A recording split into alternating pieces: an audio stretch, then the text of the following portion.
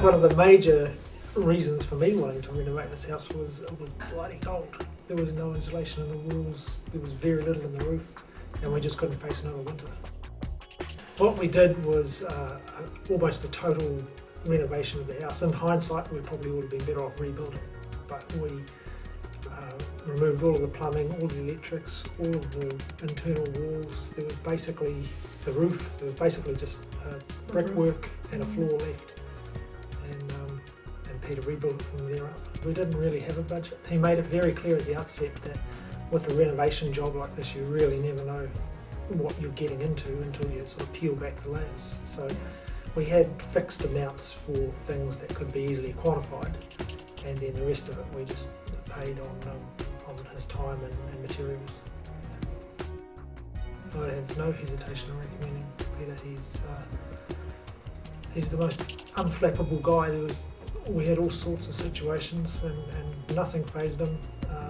He was scrupulously honest. Yeah, we just couldn't fault him. Right? One of the best thing working with Peter is that it doesn't matter if the time is tough or easy, and he's always pleasant. His temperament and his nature, just a very helpful, kind person that I really enjoy working with him. And sometimes I think when things go tough, and people will get quite short, but he never does. So that's really quite nice. I guess on any construction job, there's always three factors. There's quality, program and budget, and we made it very clear to Peter at the outset that the thing that we were most interested in was quality, and he really took that on board. And the attention to detail and the quality of his workmanship is outstanding. We have very high standards, and he exceeded those standards. The other thing that was very good about Peter was the respect he had for other tradesmen's work. A lot of tradesmen will come in here and their piece of work is the most important, and everything else just gets pushed aside. And we had several instances of that, but Peter would always be mindful of what other tradesmen had done, and to the extent that he would put down pieces of cardboard over doorways so that they wouldn't get that dirty. That sort of detail we really appreciated. He was always mindful that it was somebody's house that he was working on, not just a construction project.